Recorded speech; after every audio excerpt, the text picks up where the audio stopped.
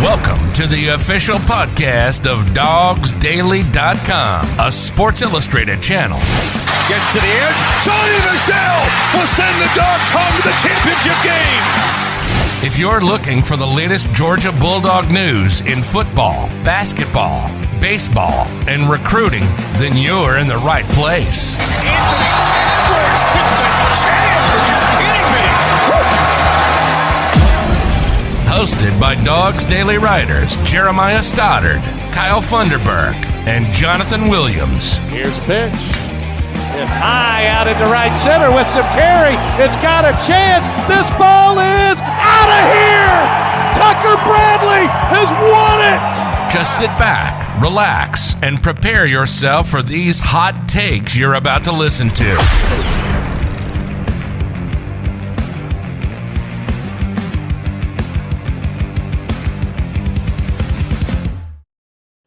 All right, welcome back to another episode of Classic City Sports. As always, Jeremiah Stoddard and Jonathan Williams here for you. Today is October 20th, about 7:13, and going into Georgia's bye week. So we will recap the offense, the defense of Kentucky to start with. Then we're going to talk a little bit about, Florida leading into that kind of stuff. It is Florida Hate Week. Part 1 is what we're going to name this episode, and that's what it is because we're going into the bye week. You get 2 great episodes to build up to that game, the world's largest outdoor cocktail party in Jacksonville, Florida. One of my favorite environments to be at and experience as a fan personally.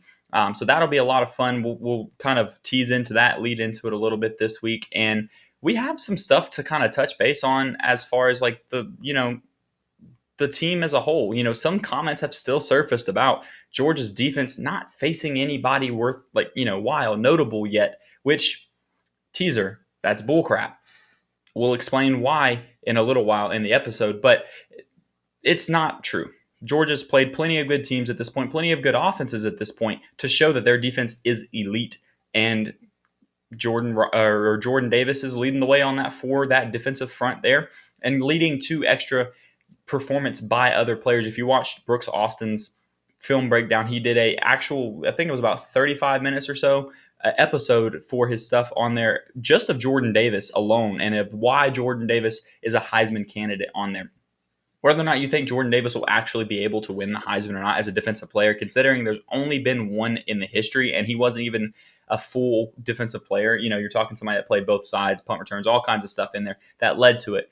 So it's a tough task for him to accomplish there, but he's got a lot of reason for why it's on there. If you want to see that, go check out Brooks Austin's episode from Tuesday night, yesterday, and see exactly why he thinks that's the case. Without further ado, though, we'll kick it over to Jonathan real quick and just go ahead and kick us off. Like we said, we'll start with the offense, as far as the Kentucky performance against Georgia there. Offense just continues to look steady, and I think it's really important now that we've seen another game again, like I've been saying, kind of reiterating about how we've towards the beginning of the season, we saw Georgia kind of get both aspects of the offense going, but at separate times almost, it seemed like. So maybe for one game, it seemed like the passing game just really dominated, but maybe the run game wasn't there, or the run game really dominated, but the passing game wasn't all the way there. But this is like probably second or third game in a row where Georgia has just been clicking on all cylinders, and especially heading into a bye week, home stretch of the season. That's really important to see. Only thing is, still no JT Daniels yet, but it looks like he'll be coming back very, very soon, probably for the Florida game, as many are suspecting. So, again, Georgia's offense clicking on all cylinders. That's what you want to see. They're really getting into a groove. We talked about before the show started. You have 3 freshmen right now, 2 of those being true freshmen, leading the team in receiving yards with A.D. Mitchell, Ladd McConkey, and Brock Bowers. Brock Bowers actually leading the team in total yards, aside from your quarterbacks, of course. Yep. But so that it's insane. I mean, we continue to say that if you said that to Georgia fans before the season started, that those 3 were leading your team in receiving yards, and Stetson Bennett was your starting quarterback for the majority of the games, where would you expect the season to be? Nobody's saying 7-0, number 1 in the nation. I guarantee you that. So they're just continuing to prove people wrong and continuing to just absolutely dominate. Not as much as the defense is maybe, but still continuing to put up a substantial amount of points, even against all odds.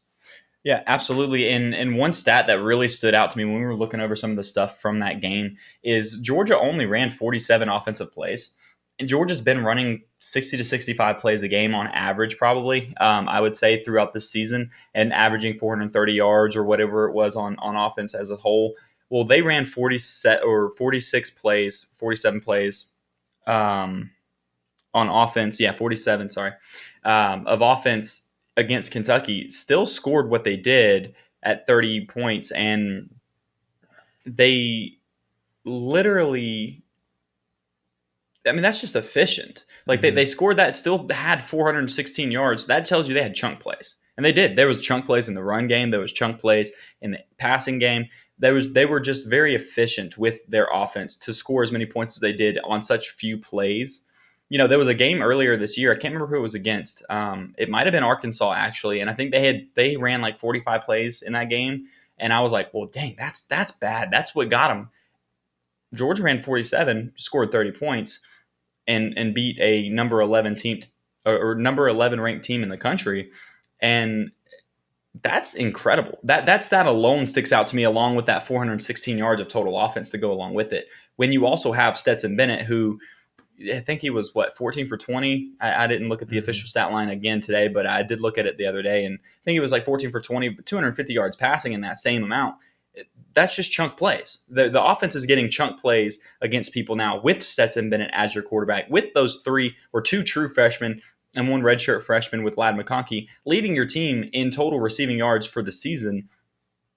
Like you said earlier, nobody would have expected Georgia to have this type of season knowing what we know now. Yet guess what? Georgia's having an incredible year, ranked number 1 in the country, the best defense in the country, which we'll get to the defense in a second, but that helps the offense, obviously.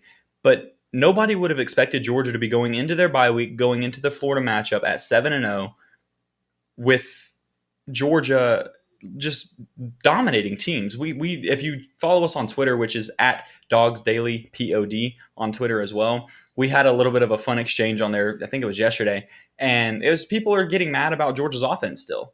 Well, guess what? Georgia is averaging 38.6 or 38.4 points a game, and they're winning. You know, the defenses, or the team, I won't say defense because some of them are pick 6 points and stuff like that.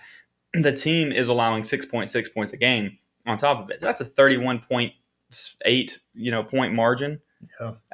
If that's not good enough for you, I don't know what is. Personally, I don't know what the issue is. Your offense can't be perfect. There's going to be issues, so don't get me wrong. Like, you can look at it, and sure, if you look hard enough, you'll find a problem somewhere on that offense. Why bother with it, though?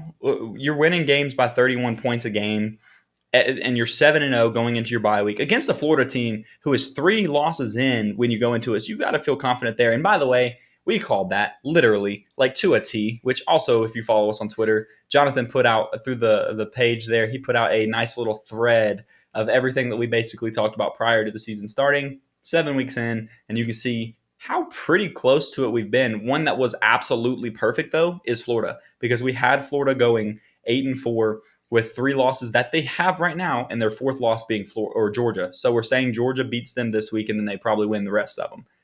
But they're right on track for exactly what we said that they would have 8 weeks into the season. Yeah, and I mean, it really seems like that a lot of our takes have been hitting almost. I've been joking around with some of my friends about like, everybody's sleeping on us. Like, here's another take. I claim that Emory Jones wouldn't be the answer for Florida. He's been selling on them. We claimed that Florida would go 8-4, lose to Kentucky. Kentucky would finish second in the East.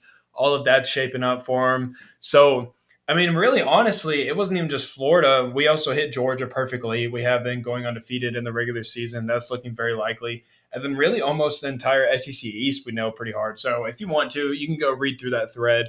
We even scout ourselves and say what we missed, obviously. Some teams that surprised us, some teams that kind of flopped on us, all that stuff. Because you can't be 100% right all the time. No, there's 14 teams in the league. And you have to be honest when yourself. So we did all of that. So if you want to, go check that out on our Twitter page. But going back to the Georgia offense, I think something that also should just be commended is how easy Todd Monken makes this offense look on the field. It's just effortless. It looks like they just cruise down the field, and they never take any setbacks or anything, and they never look discombobulated at all. And Todd Monken just seems to have an answer for every single situation, no matter how many receivers he has out, no matter who's playing quarterback. He has a perfect game plan for his team to be successful. And he always finds some holes in the defense no matter what's going on. So a lot of the offensive success should be credited to Todd Monken and his game plan throughout this entire season, because he's had to deal with a lot and he's had to kind of change things up quite a bit. Offensive line, wide receiver, quarterback, all three major positions, obviously. I mean, that's basically your entire offense. Even at the tight end position, had to switch things up. So he should be commended for everything that he's doing for the offense right now, and to have them in a position where they're still scoring 38 points a game. So, yeah, all in all, Todd Monken is doing an incredible job with this offense. It's crazy. Absolutely. And to get a little bit away from like just this Kentucky specific game, but just Georgia's offense as a whole this season, since it is kind of a halfway mark, the bye week, that kind of thing. It's just the usage of those tight ends is something that really has stood out to us on the show. Is, they're getting the ball a lot more. I mean, your leading receiver on your entire team is a true freshman tight end who has about 416 yards of total, or it's around 416 or something like that, of like receiving yards this season. That doesn't include his rushing touchdown that he had against Vanderbilt, by the way. And that's insane alone. So the narrative of Georgia not using tight ends is definitely squashed at this point. I know you wrote an article about that on Dogs Daily as well earlier this season.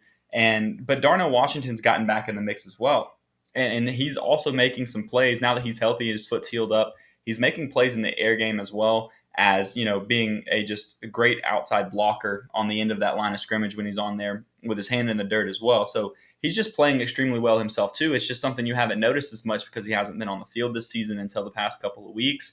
And you also he's still being overshadowed at this point by the true freshman who had 101 yards on 5 catches and 2 touchdowns against Kentucky this week. That's insane alone. But that's not something you should sleep on Darnell Washington at that position as well, and what Todd Monken is doing on there. I mean, this massive tight end that's 260 pounds, 6'8" or 6'7", hurdled somebody on Saturday. He hurdled a Kentucky defender. I mean, if that's not like insane to you, I don't know what to tell you. And it was a big play like early in the game that, it didn't lead to a touchdown or anything like that, but it was a conversion play that kept Georgia's offense moving. And they got up to a closer to like midfield mark before they had to punt, so it really helped flip the field position, which is huge when they had to start, within their 5 one time, I think, something like that. And your punting game really becomes a factor when you give them a chance to pin them inside their 10, their 5, whatever. That was part of it, was because Darnell Washington hurdled somebody and continued to get the first down on that play. So it's incredible to watch what Todd Monken has been able to put together with this offense entirely. And it's just fun to see, with the unsung heroes. What I was leading into with that as well is not only is he getting the tight ends involved, I think what partly helps that is some of the injuries and stuff that they have in the roster. The wide receiver room is extremely it's shattered basically overall, like from what we expected it to be when the season started on there. So, maybe that leads into a little bit of how he's using it. But I mean, just Brock Bowers is insane on his own. He would have gotten a lot of catches and stuff. Maybe not quite as much had some of the star receivers and other people been healthy. Even Darnell being healthy earlier in the season might have taken a little bit away from him. Not a ton, though. And it's just been fun to watch Monken's offense through 7 games. Yeah, and Darnell Washington is just a prime example of, you see him, you see his stature. He's 6'7", like, I don't know what he weighs at right now, but maybe around 240 or whatever, like 250, something around Darnell's that. probably about probably 250 to 260 yeah, still, probably because I think he was high before the so season right with started. 250 anyway. But anyways, you see him and you see what he does on the field, like you said, hurling someone, and you just say, like, a person that big should not move like that. He should not be doing the things that he is doing with the ball in his hands.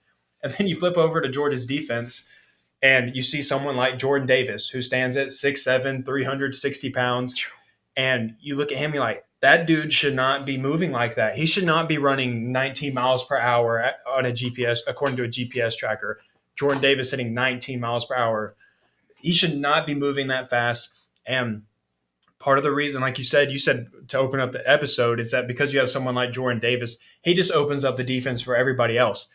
there's literally, if you go back and watch game film from several games this year, there's literally times where 3 people are blocking him at once. Yeah. So what do you think that means for every other linebacker or defensive end or outside linebacker for Georgia? They're running free. Nobody else is blocking them. There is constantly 2 guys on Jordan Davis. And as he said, 2 on me, somebody's free. I was going to quote that too. I'm glad you did. 2 on me, somebody's free, which means someone like Nakobe Dean, Channing Tindall, Adam Anderson, Nolan Smith, Travon Walker, go down the freaking list. It means somebody's open. And when you have a defense that's not missing tackles ever, it's game over. It is game over, essentially. Whenever Jordan Davis is on the field, which is first and second down only, which is another reason why he probably won't win the Heisman. He doesn't get the snap counts that other players do that are in consideration, because you don't need him on the field, though. Because he makes a big enough difference in those 2 downs. He dominates first and second down continuously, and you're constantly putting the other team in 3rd and long, and you're not going to have Jordan Davis in there on 3rd and long. So just having him alone is what's allowed this defense to be so successful, because he opens up everything else. He makes everybody's job easier. He makes the secondary's job easier. We kind of touched on that a lot, about how the defensive line getting pressure on the quarterback really helps out your secondary a lot. And it has been doing that. It has been helping them out a lot. And that's a great asset to have. So, again, we say it every week, but there's nothing else to say about this defense other than they just continue to dominate. No offense has found an answer. Brooks actually kind of did touch on how Kentucky did have somewhat of a good game plan. They wanted to get to 3rd and short, because that's your only hope and pray to beat this Georgia defense, is to get in 3rd and short and hope that you can find a way to get a first down, and you just can't get in 3rd and long. And they were somewhat successful in that. They just really weren't too successful on converting 3rd downs or even really getting to 3rd and short, just because it's so hard to do that. But other than that, I mean, this Georgia defense just continues to press somehow. As every week there's something new that you're just like, wow, I don't know how a defense is doing that.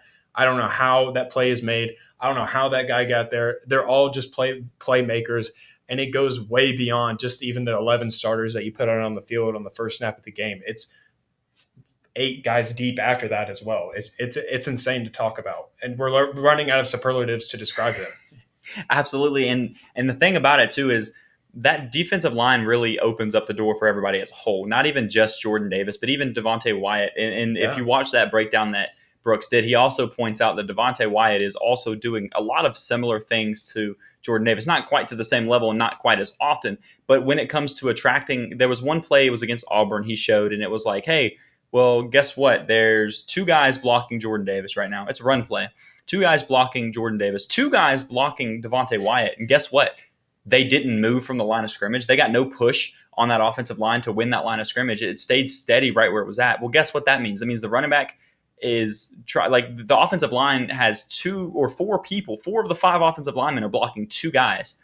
That means you got at least 2 or 3 guys free. That you got 2 guys for sure free that aren't going to be blocked from your linebacking core or even another defensive line or defensive end or edge rush or something like that. And the play was lost. I think it was a loss of downs on it, because basically the running back had nowhere to go, because there was no push with 4 linemen blocking 2 defenders with Devontae Wyatt doing the exact same thing that Jordan Davis is. And it's extremely hard to run on that defense because of it. Because if you cannot win the line of scrimmage in the run game and push that and reset the line of scrimmage, as they'll say, then you're not going to be successful down in and down out on rundowns like that. And it also leads to your team having 25 sacks through 7 games, which is just over 3.5 sacks per game, or just around 3.5 sacks per game. That's because of what's being done on that defensive line. So when you look at your secondary, we went into the season saying the Georgia secondary was the biggest concern on defense, which it still would be at this point. It's definitely still the biggest concern as a whole, but Georgia has the best defense in the country. Their defensive backs are doing plenty, on their own. But what really, really has helped it, like you said, it is their best friend, because they have 25 sacks on the season between the defensive line and linebackers, with Nakobe Dean and Adam Anderson leading the way at 3.5 and 4.5 sacks, respectively.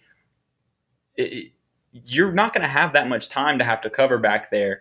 And it really, really helps you when you're a little bit inexperienced on there. But also at the same time, it just keeps, even if you're not getting to them, although Georgia did have 19 pressures again, quarterback pressures or quarterback hurries in that game against, Kentucky, that's plenty to make sure they're uncomfortable throughout the game. That alone is plenty to keep them uncomfortable throughout the game. And yeah, this team probably ran the most offensive plays against Georgia of anybody on there at 69 plays in that game. 22 of them came in that last drive, and it was like an 11-minute drive or something like that. Mm-hmm. I feel like it was an 11-minute drive, which we should have the answer right here, actually. And there's a drive chart somewhere. The last drive when they scored was 22 plays, and it doesn't have the time of possession on it. Yeah, but let's see. The last time we scored, there was 11 minutes in the fourth quarter. Yeah, it was an 11-minute drive, and it was as time expired. So, that's pretty crazy. I think so. My final remarks on this defense, and I'll tie this back just to Brooks's. When I was watching Brooks's breakdown on Jordan Davis last night, my favorite one, I think it was against Auburn. I may be wrong, but I'm pretty sure, like 90% sure it was against Auburn. There was a play where Georgia had 5 in the box, 3 defensive linemen, 2 linebackers, and they had 6 guys up front ready to block.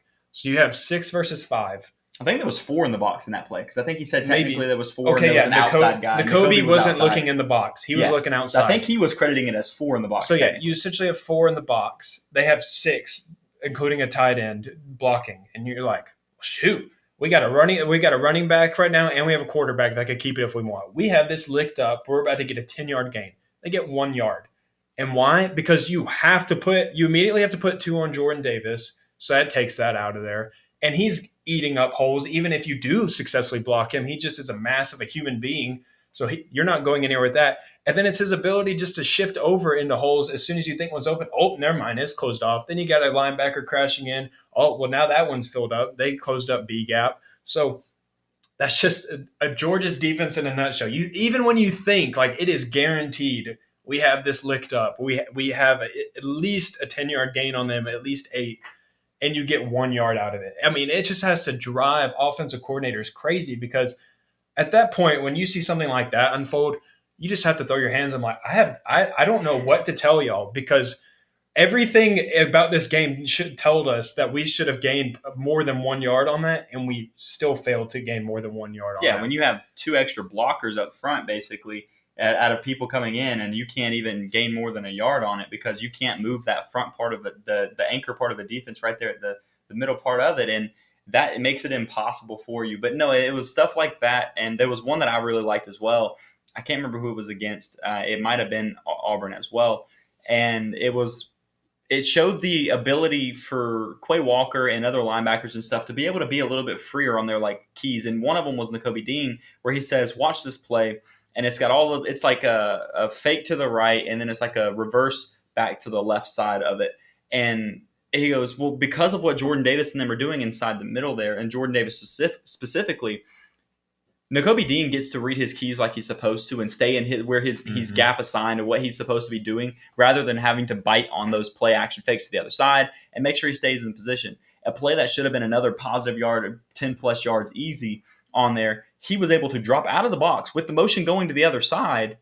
He reads it, drops back to the left side right there of the offense, and sits right there when that reverse comes back around. He's waiting for it. When in reality, most defenses, you're going to see the linebackers and stuff bite to that right side again because that's where the play looks like it's going. He was able to ignore that basically and go to where he was supposed to be, because even if they ended up running it, as Brooks said on this, even if they run it, Jordan Davis is going to tackle him anyways. Yeah. Like they're not going through the middle part anyways on my side. So I can drop back like I should and not have to be concerned about the inside there. And it caused it to only be like a positive 2-yard play that should have been a big play for them because Georgia wasn't really prepared other than him being in the right spot right there. Like it would have, if he hadn't dropped over there, it would have been a big positive play. They had all the blockers leading the way for a 15, 20-yard play. Easy.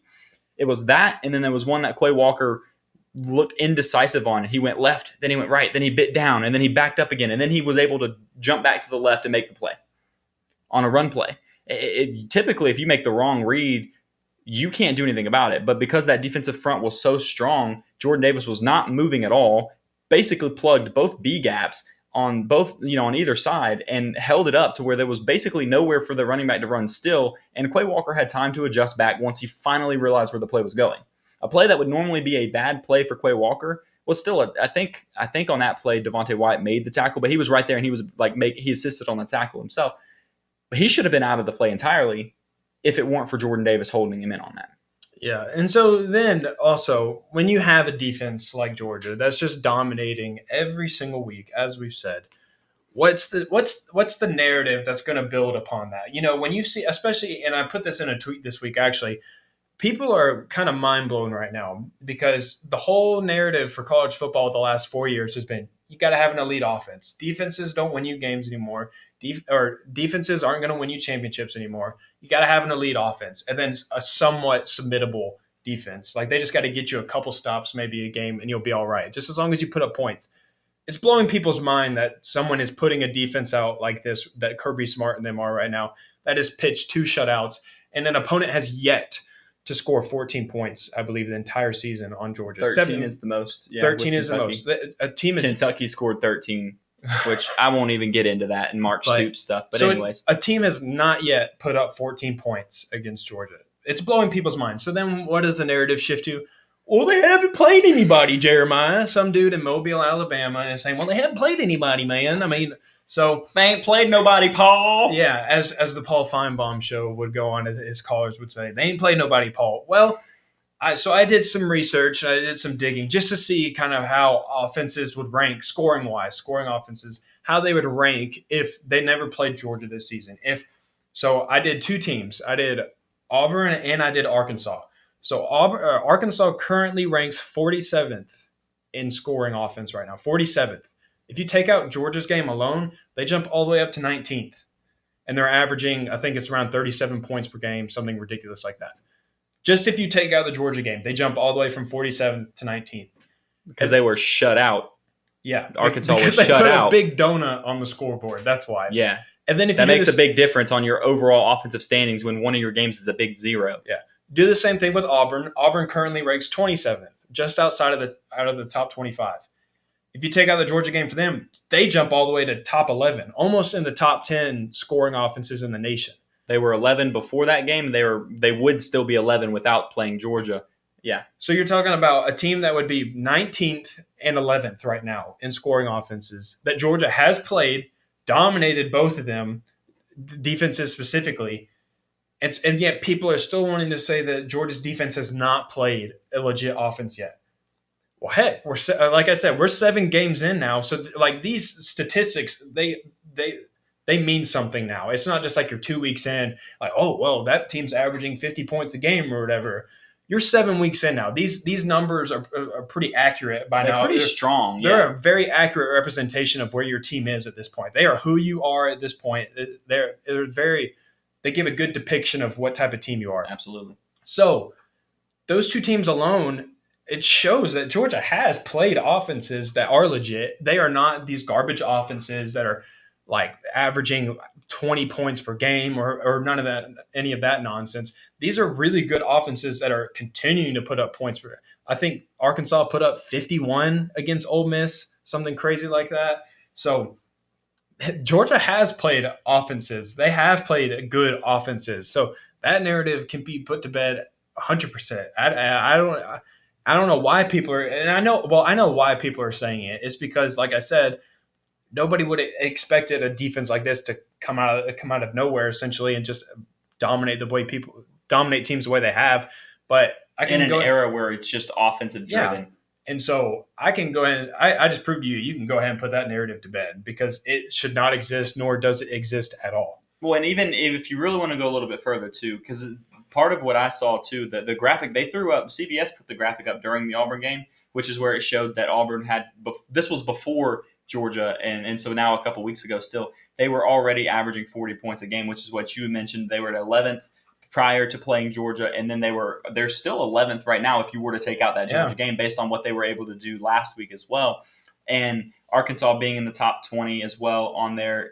But in that same graphic that they showed there, Clemson had scored 25.8 points per game as well versus everyone except Georgia, who they gave 3 points on the board against. So they've played better than that as well. That's still a 22.8 point margin for Georgia based on what they've been able to do to other people. So yeah, Clemson's not great this year. I don't know what they did last week. I didn't look at it. I don't even know if they played or if they had a bye week or what, but I didn't pay attention to them last week. Nobody's paying attention to Clemson anymore. But that's beside the point. What I'm saying is that's another offense that theoretically is still better. 25 points a game isn't great. Nobody's going to write home to mom on that one. But it is what it is. It's just showing that that's how big of a difference it is when they play Georgia versus playing everybody else. And that narrative, like you said, I'm tired of it. Before the Arkansas game, people would make that argument, and you were like, yeah, you know what? Maybe you have a point at least right now. Yeah. Guess what? Then they get to Arkansas, who was a top 10 ranked opponent at number 8 at the time, and they shut them out. Then they play Kentucky. Or then they play Auburn, who had scored 40 points a game at that point. You know, basically hold them to, 10? Was it 10 in that one? Mm-hmm. Yeah, so 10 in that one. And then you follow that up by playing Kentucky, who scores the most points against you at 13. And, I mean, Kentucky, that was a 22-play drive, 11 minutes that led to that touchdown there. And honestly, when I say this, I think Georgia was like, you know what? If y'all want to milk this much clock, go for it. You can have those 2-3 yard plays and run 4 plays to get every first down, 3 plays to get every single first down, and barely get the first down and continue to go for 22 plays. But then what, kind of ticked off a lot of Georgia fans, kind of made me a little bit mad too, was watching them get stopped on the goal line twice at the half-yard line, and then watching Mark Stoops call a timeout with 7 seconds left in the game, and then they throw that screen pass to the wide receiver, and he rolls into the end zone by half a yard basically on it when he's rolling on top of people to get it, because he's still only got about half a yard on that as well. Georgia can't do too much about that, but it gave them the most points against Georgia all season for any team, and it made Georgia not cover the spread. That's all it did. Bravo, you can have that touchdown. That's great. You scored 13 points. You still can't say you competed with Georgia. You can have that all you want, but everyone that watched the game or saw what happened, the margin of victory is higher than that 17 points that it actually was. I mean, yeah. In your mind, if you watched it, that was a performance thing. And I'm not saying it is what it is. They scored it. You can have that touchdown. That's fine. I think Georgia was pissed off about it. That's why they blocked that extra point so aggressively too. It's kind of funny to watch. Laugh. Yeah, it was kind of funny to watch that. But it is what it is on there. And, we're a little over half an hour into the episode this week. So let's wrap it up with a little bit of Florida hate, just because it is Florida. It is the bye week going into the Florida game. Next week's episode will just be about that game and a little bit of other stuff around the SEC, obviously, because stuff happens on the weekends, believe it or not. So we'll get a little bit deeper into it at that point. But like we said a little bit ago, Florida is exactly where we said they would be this season. They've lost the 3 games we said they would lose. We said Kentucky would beat them. LSU was a little bit of a toss-up, but when in our preseason predictions, we said that they would lose that game and put them at 8-4. And Alabama was definitely a loss. That's the 3 that they already have. The 4th one that we gave them was obviously Georgia. And after seeing how things have played out through the first 7 games of the year, that feels like a no-brainer at this point too. And I just don't understand. Well, I do understand why. It's because Dan Mullen's head coach. But I don't understand how you go from, as they pounded their chest for merely losing to Alabama. You go from that in your season, still controlling your own destiny to go to the SEC championship game. Hypothetically, you still got to beat Georgia, but you still control your own destiny. You just have to win out. And now you lose 2 more games, one to a Kentucky team that you've historically dominated every single year. Even McElwain dominated them during his time at Florida. And they did McElwain. Yeah, and he even dominated Kentucky. And Dan Mullen has failed to do that during his time as a head coach.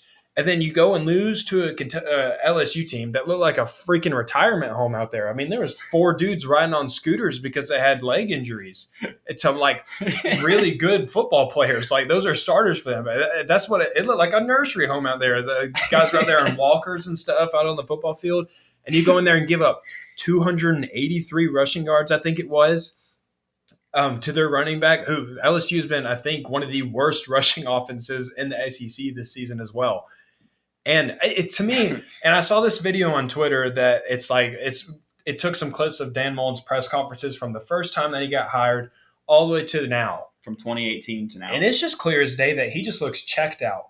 He doesn't look invested in his program. He doesn't look invested in his players. And it really just doesn't look like he gives a crap about anything right now. He's just kind of oh, well, yeah, they're a good football team.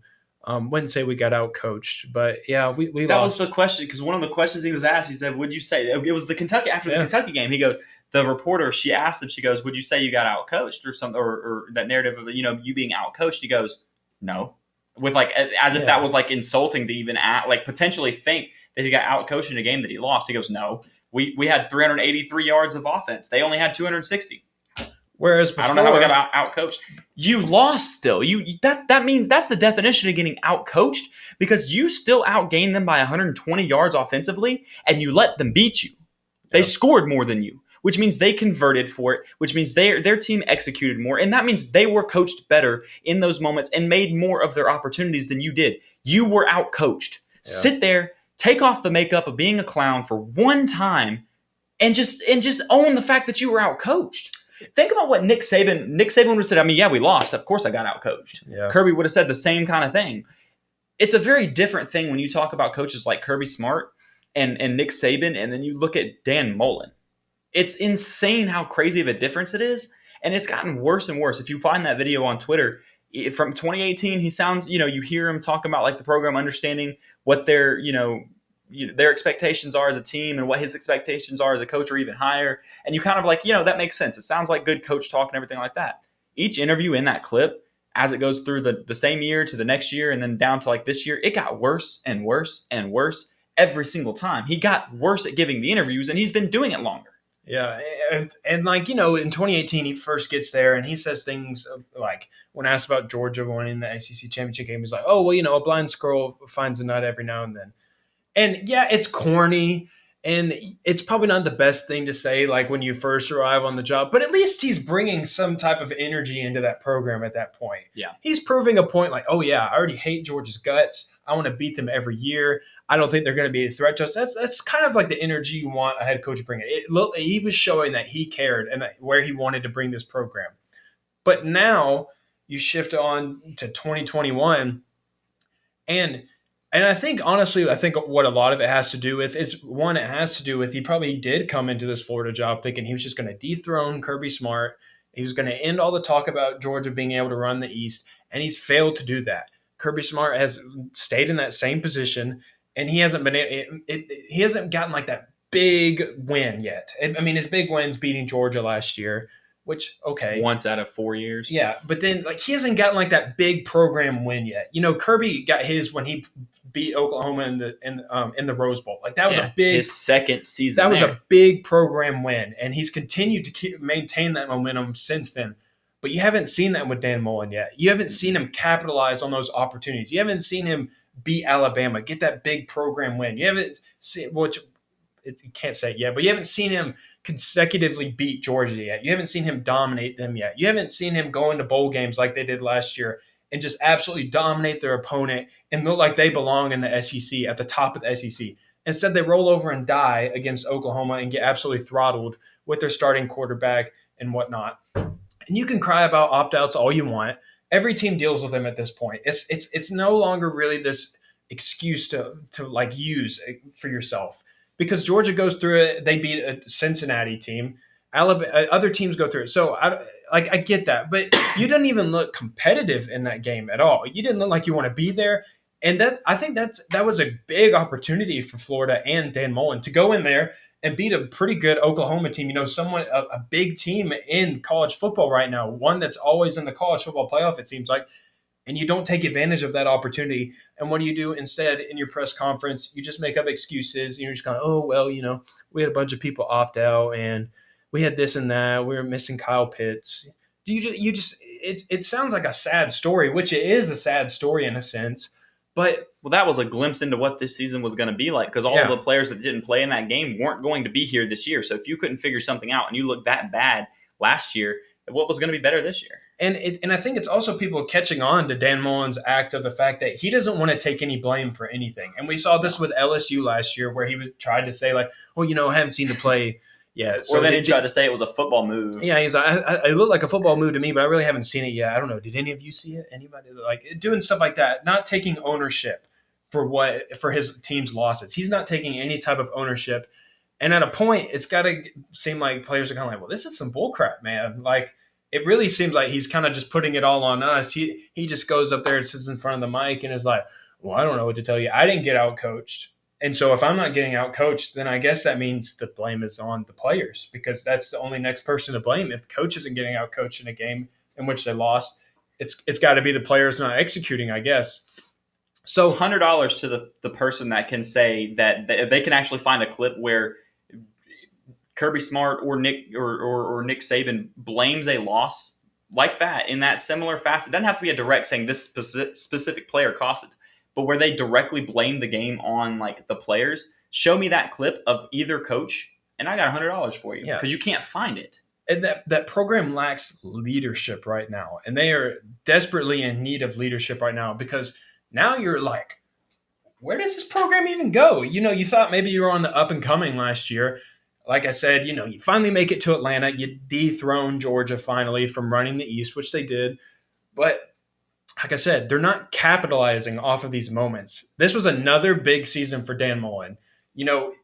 After 2017, everybody's like, okay, he did it 1 year. Kirby Smart did it 1 year, made it to the national championship. Let's see him do it again. Let's see him continue his success. And he continued to find success 2 years after that. 2018 and 2019, he made it back to Atlanta both of those times. You haven't seen Florida do that. And that's the issue with that program right now, is they're not taking advantage of those big game opportunities to really establish themselves. And until they do so, it's just going to keep on being the Georgia show in the East. No, and bottom line.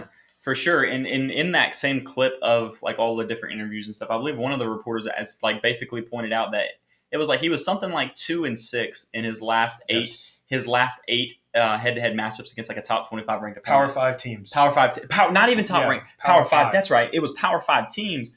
2-6 in his last 8 games against Power 5 teams.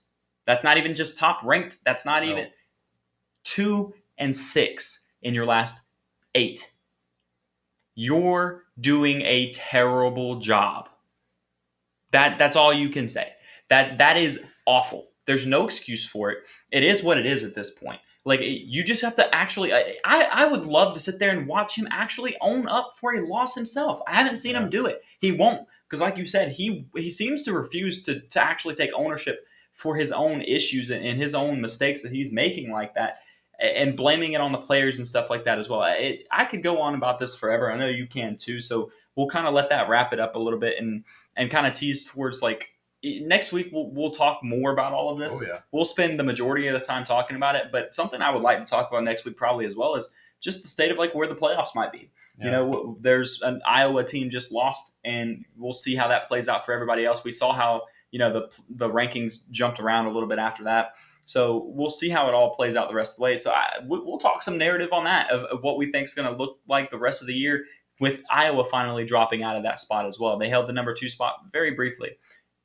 Everyone in college football seems to be losing and stuff this year. Georgia's been able to go 7-0. That's something as Georgia fans you should be extremely happy about and extremely proud of your team in a year like this across college football. Own it, love it. Don't listen to the haters out there that are saying that your offense still hasn't played anybody or trying to discount it by any means necessary. That's great. If they play against your team, they're probably going to lose that game. If they're a Florida fan, they're 100% losing that game. You can go ahead and lock that in for me. I don't see a scenario they lose that game because they're just not on the same playing field this year. There's a reason they already have 3 losses. They can count on that 2-point win or 2-point loss to Alabama and hitch their wagon to it all they want. They're not good this year overall. Georgia's a much better team, especially like you hinted at earlier. I do think JT Daniels comes back. Yeah. That'll be all I say on this episode. Do you have anything else to add that I missed maybe to wrap it? I'm all good, right, man.